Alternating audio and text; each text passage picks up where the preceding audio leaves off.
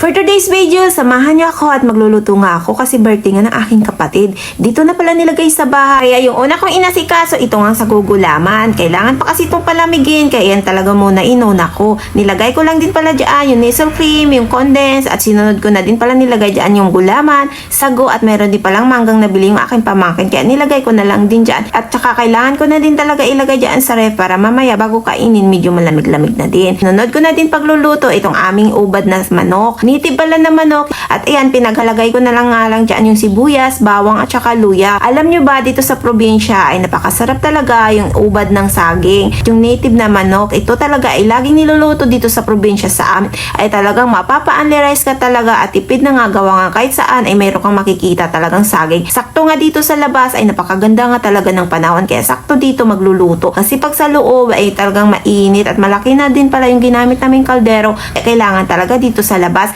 Malawak din pala dito sa labas at nandito din pala yung aking pamangkin ay natulong na din sa akin. Kasi yung isa kong pamangkin ay pumunta nga sa bayan at binili doon. At ito na nga ay talagang napakaganda nga dito. Gawa ng hapon na nga at hindi na nga mainit at hindi na din mahangin. At ito yung aking pamangkin ay siya na nga muna dyan yung pinaasikaso ko. At may nakita pa nga ako. Pasayo-sayo po nga itong batang ito. Ay tuwang-tuwa nga din pala ako dyan sa isa kong pamangkin. Gawa nga ng natulong din naman siya kahit papano. Tagapaypay pala ng pinsan niya. At tagalagay din dyan ng kahoy. At ayan, nagisa na din pala siya dyan ng pang-adobo niya. Inadobo pala namin yung kalahati dyan kasi medyo madami na din pag sa gulay. At saka yung mga ibang bata ay gusto din talaga adobo, hindi din pala kain sa tinola. Kami lang pala yung matatanda ay talagang sarap na sarap sa tinola. Lagay na din pala ako dyan ng munggo para talagang malasang malasa at talagang masustansya pa. Kaya na may munggo na nga ay mayroon pa ding ubad ng saging. At ito na nga ay pinaghalo-halo na nga. Ito na pala yung ubad. Pinakuha ko dyan pala yung aking kapatid kasi wala nga dito sa bahay. Doon pa pala siya kumuha doon sa may tabing ilog. Buti nga napakarami nga kanyang kinuha. Sakto talagang masarap at mapapaubos talaga ito ng maaga mamaya. At inasikaso na nga din ng aking kapatid at ng anay. Hiwa na nga lang dyan ng maliliit. Mga oras na yan, medyo malambot na din yung manok. Kaya sinunod ko na din hiniwa itong saging. Ilagay ko pala siya doon sa may adobong manok kasi medyo masarap talaga pag mayroong saging.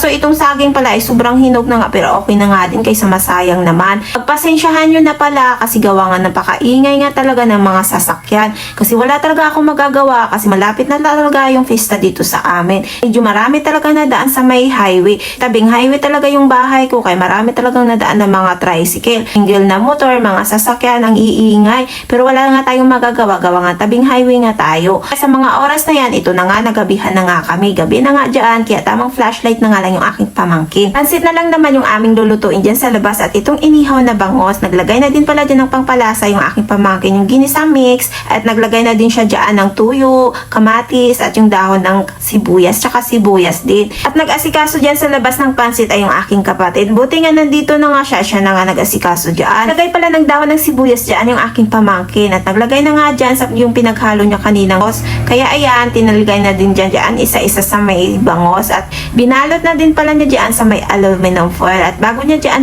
binalot ay nilagyan niya muna dun sa may labas pinakabalat ng bangos ng kanyang sausawan. Ayan na nga ay paluto na nga itong pansit. Ay talagang amoy pa lang mapapakain ka na talaga kahit gabi na dyan pero napakasaya namin dyan magluto. At habang kami ay nagluluto dyan, kakalagay na nga lang ng bangus ay nakipagmaritisan na nga kami dyan. Andito pala kami sa may labas ng bahay at marami pala dyan kami kasi gawa nga kami ay tuwang-tuwa at maganda talaga makipagchismisan dyan sa labas gawa nga daw. Hindi na nga mainit at ito na nga ay luto na nga at pinasok na nga ng aking kapatid doon sa loob ng bahay. Mailagay na to mamaya at ito na nga hinantay na nga lang namin tong bangos. Pero mabilis naman tumaluto itong bangos at habang kami naghahantay andito na nga yung aking isang pamangkin na makulit at nandito na din pala sila ay natulong na din sa pagpaypay ng bangos.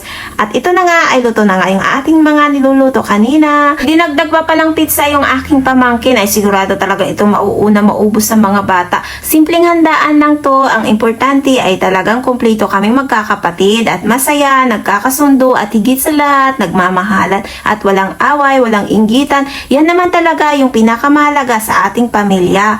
At ayan, nagkakantahan na nga kami dyan at makinig na muna kayo. Happy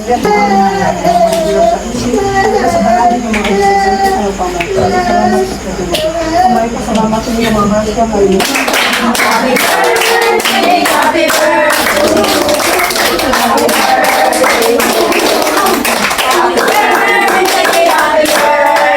Happy birthday, Hannah.